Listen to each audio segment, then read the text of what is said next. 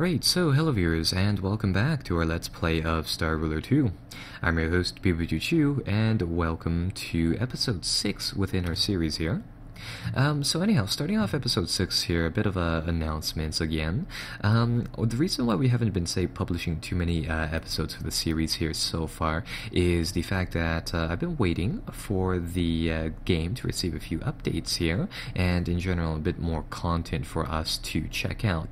So with that said, I mean, the developers have been hard at work at the game, and they've released two, I'd say, mid-sized, perhaps a little bit on the smaller sized updates here in the form of two patches, and I wanted to show you guys some of the stuff that they've added here.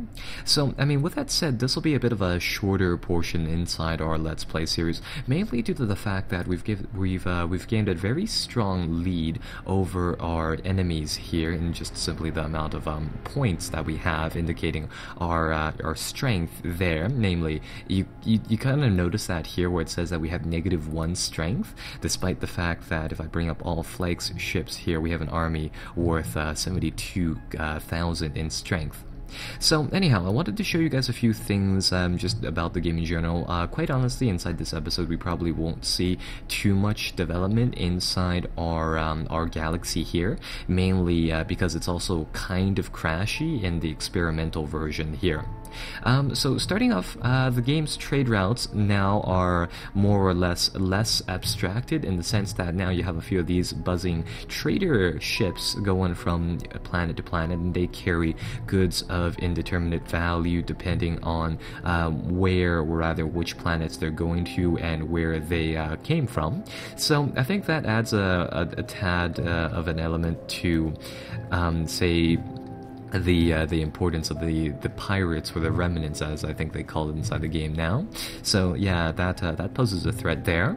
And in war and in situations in general, you are actually able to pick off those little civilian transport ships, and I believe they either just simply disrupt your enemy's potential to build things, or I believe they give you some sort of amount coming from that cargo value there. I'm not terribly sure as to what it does there. In addition, they've added a few changes on the overarching picture of the game. I'm actually going to get out of the campaign here, mostly because what they've done here is that for whatever reason my level 4 world is, I hope this doesn't crash the game, but it classifies it as a decaying planet now, and that's something that I haven't seen before. As you can see right now, it's shifting evidently, going 4 and to that tier 4 planet stage. And with that said, whenever I click or go near that planet, or even view it on the galaxy screen here, for whatever reason it crashes the game. So we'll kind of ignore that for now. Anyhow, I wanted to show you guys a few of the other things inside the game here. So one of the things that they've done is that they've introduced a difficulty system here. So now you can choose between what type of AI challenge you want. It would be nice if they had some sort of option to allow us to change that inside the game, because again, we just have a massive point lead over the enemy here, or people here, on that regards. And what they've introduced here is that I think they've introduced a few easier settings. So they have passive, which is just, yeah, they won't declare war at all. Easy to moderate. I think normal is technically what we're on right now. And then you of course have hard, you have murderous, which is some sort of melee mode, if you will, for the game, and savage, which apparently uses cheats and free resources to try to knock you off there. In addition to that, another cool thing that they've introduced here is the option of choosing your ship set, and they had this inside the previous game as well. Inside the previous game, it determined what type of, what family of ships you had in regards to the looks of your ships, and that was pretty much it. Well, what they've done here now is that with the whole hexagonal design system. So, for example, if I create a new ship, we've been playing with this setup so far of these hulls right here, and they're more or less just generic ones. So, for example, Battleship, Dreadnought, and Titan, stuff like that. Well, they've introduced two, I'd say, semi-fictionally faction set things, if you will, there, and they have two distinct sets of them now. And what that opens up is that we can go to the designs sandbox portion of the game, and this is also something that that they've added here in the form of patch, and it's effectively a brawl, a single star system for you to spawn ships and to utilize here. So with that said, they've introduced a few new designs. They have a whole set of these battleships, dreadnoughts, cruisers, and frigates for two different sets, and I think they're named Gevron and Volker respectively here.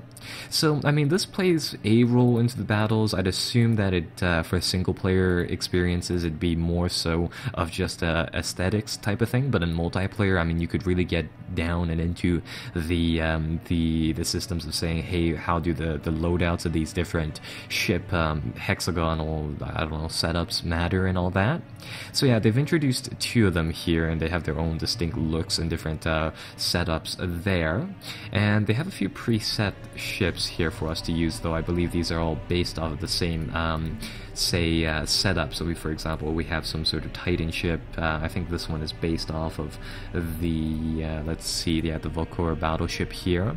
We can build a test ship here to just check out the other ship hull as well, because these are kind of cool. They put in a fair amount of effort in, of course, building these different models and all that. Let's equip this thing with a bit of a hyperdrive on the back like that. This is going to be really sloppy, but we're just here to check out how these things function. We'll put a single gun on it or something like that. Let's see. Put in some sort of fusion reactor and a control computer for the ship. And I think we'll just call it that. So let's see, why can we not save it? We need a name for the ship. There we go. So we'll save that, and what we can do now is, I believe we can spawn that. And that should have a entirely different look to it. So yeah, there's some difference there. The color stays the same depending on your faction, though now they've introduced, quite a few of these neat models to the ship. And inside this sandbox editor type of thing, what we can do here is that we can spawn a few enemy ships, and we can spawn just ships in general, and we can do a bit of a test run for our different designs really there. So it's kind of a neat thing to do. Speaking of this design editor, we might as well try something here. I'll punch in a size 10,000 ships, and I'll see whether or not we can put this down and see how big that is. That thing is just absolutely massive. I actually want to see how large I can make this before the game gives me some problems with it. Size 1 million ships, so there you go. Give you guys a nice size comparison if I can get both of these ships to move in regards to each other. But as you can see, I mean, the game does indeed scale up quite well, and I hope this works, because whenever the game crashes, I lose the save files for it. But let's try to do, I think, 100 million now.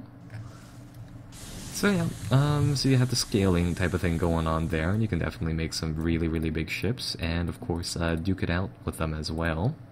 So that's pretty much that. I don't think there's say too much else for this episode. They fixed up a few things. They put in the traders, the AI difficulties, the new ship sets here, and of course their different associated models there. Wow, these missiles that these large ships fire are really, really slow. I don't think they, from the looks of it, they don't size up the missiles here anymore. Inside the previous game, they used to have these gigantic missiles, just due to the fact that they scaled up with the ship. It'd be kind of cool if they made that a linear, or not a linear, but like some sort of exponential relation between like the size of missiles and the ships, or an inverse relation there, so they can only grow to like a select size, and afterwards there'll be some diminishing returns there. So that's that. The only other thing that they have here, and I'll just load up an earlier file because it's quicker to load here, is that they've changed up the planets tab here, so it's a bit of a hierarchy type of thing, where you can easily identify which planets are supporting which other planets, and which those resources combine into to make something else, and we can sort it by all sorts of different modes. So for example, the amount of costs associated with each planet. So for example, we can see that this planet over here requires 200,000 to sustain, and it generates net a net income of 50,000 there. We can also get some stats about the productions of these areas and what they need to level up, so they've given us a better way to sort these planets here as well. So I think that covers the big portions of the patch. Apart from that, of course, they had their assorted mix of bug fixes amongst other things. I don't know if you guys can actually see the Steam overlay there. But anyhow, I think that'll be it for this episode. Next time when we come back, I'll try to see whether hopefully they'll publish a patch with some more content there, and I'll look into whether or not we can perhaps tone up the AI by one difficulty level or something like that. I hope to see you guys there. Bye bye for now.